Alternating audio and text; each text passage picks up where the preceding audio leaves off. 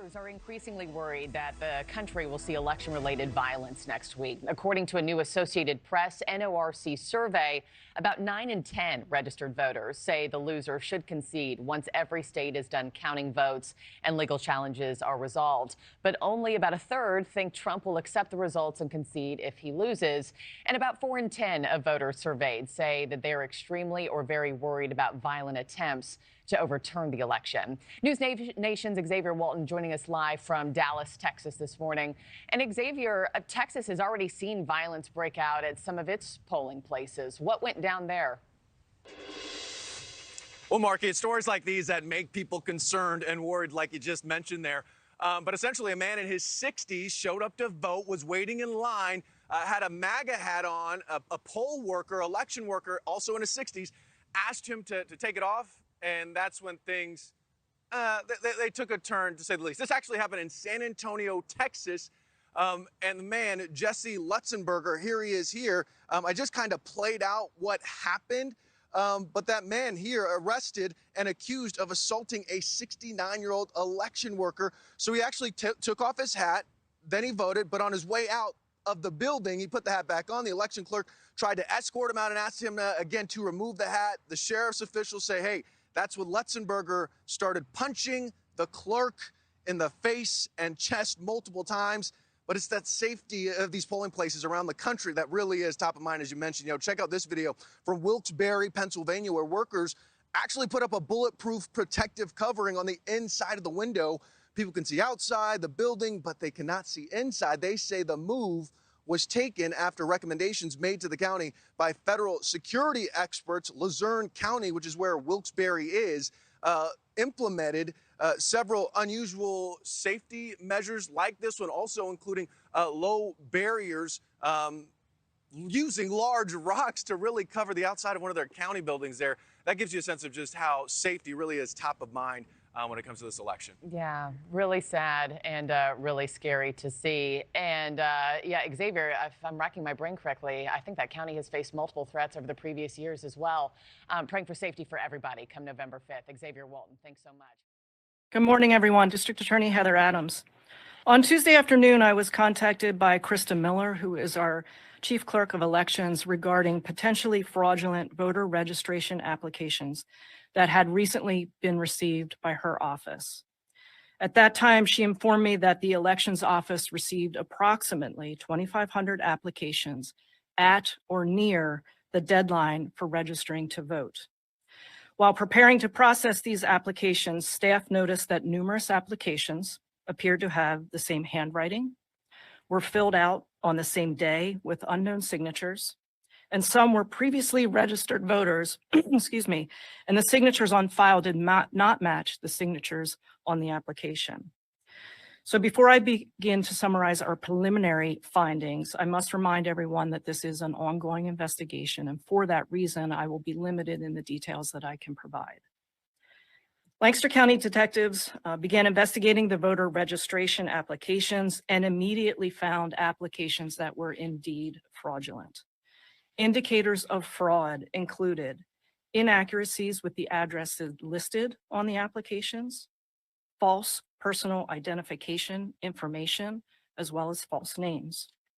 A number of the applications also contained names that did not match the provided Social Security information.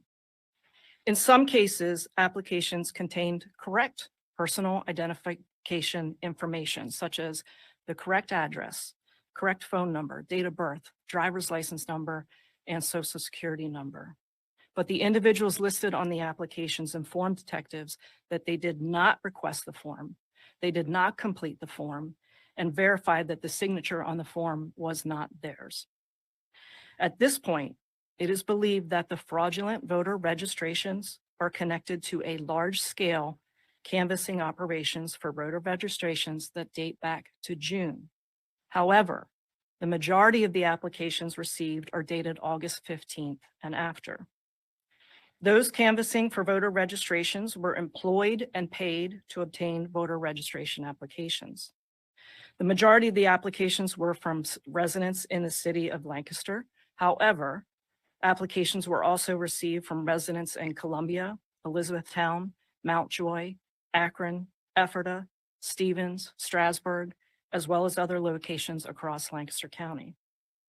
The canvasses themselves took place at various shopping centers, parking lots of grocery stores and businesses, sidewalks, and parks. During this preliminary investigations, detectives were able to verify some of the applications were indeed legitimate. In these instances, the applicant verified that they did provide information to a canvasser. For these applications, we will immediately advise voter registration and that we confirm that they are legitimate requests, and voter registration will process that application. Thus far, of the investigations that we have completed, we have determined that 60% have been fraudulent. That is of the investigations that we've completed. We do have more to do today, and my understanding is that voter registration is still going through the box of 2,500, but should be completed sometime here today.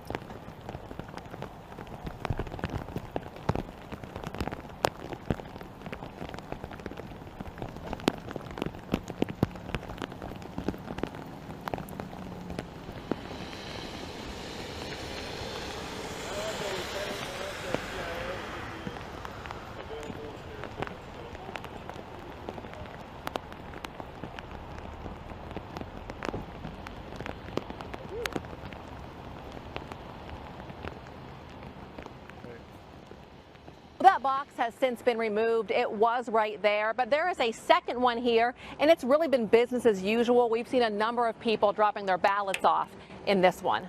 News of the burning mailbox at the Osborne Station Post Office traveled fast in this neighborhood. And everybody came in, they're like, did you know that the ballot box was set on fire? Investigators bagged the charred ballots and other mail after firefighters put out the flames. Carrie Lorraine has concerns the arson was politically motivated.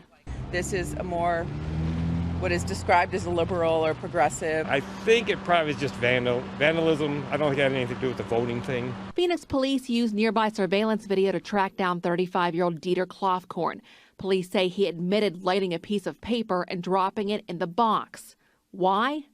To get arrested. We want to make sure everybody knows this was not election related. This was not politically motivated. This was an arson of a mailbox from a person that wanted to be arrested. Election officials ask anyone who dropped their ballot off in that box in the past 36 hours to check beballotready.vote to see if it's been received. And they remind you tomorrow is the last day to request a replacement ballot.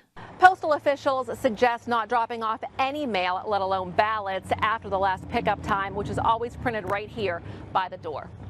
In Phoenix, Angie Cayley for Arizona. They've been snatched from yards, burnt to pieces, and even rigged with booby traps.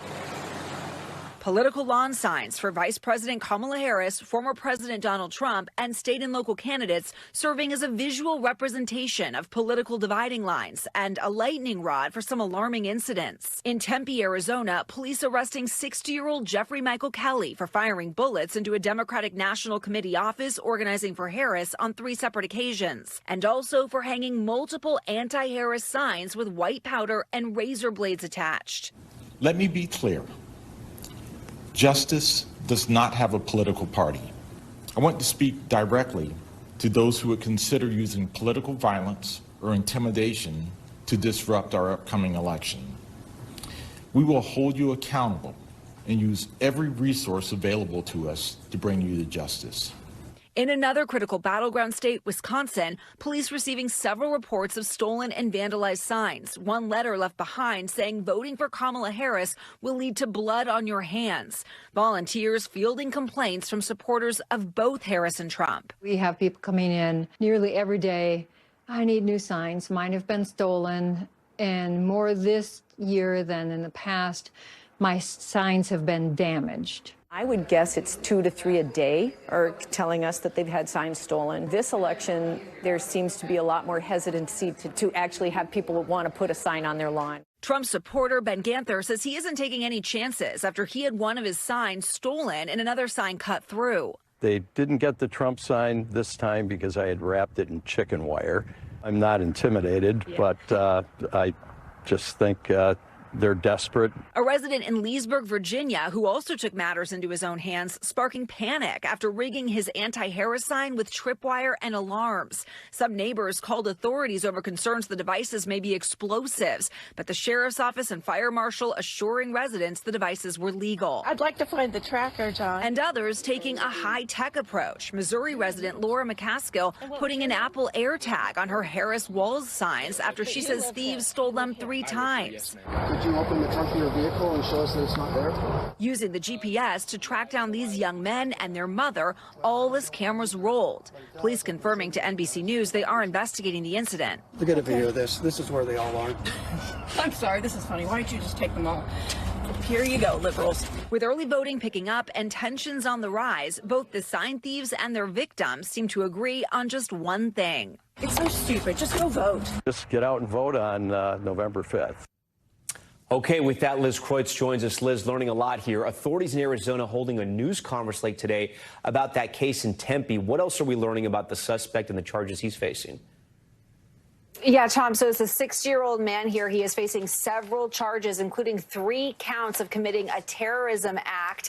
He is accused of, in 3 different occasions, firing into a Democratic office headquarters in Tempe, Arizona, one with a BB gun, once with a BB gun, twice with an actual firearm. And then also this week, authorities say he is the person accused of placing anti-Harris political signs around Phoenix. Attached to that, he had put bags of a white unknown substance labeled biohazard and also razor blades. Right now, he is behind bars tonight, Tom, and he is being held on $500,000 bail.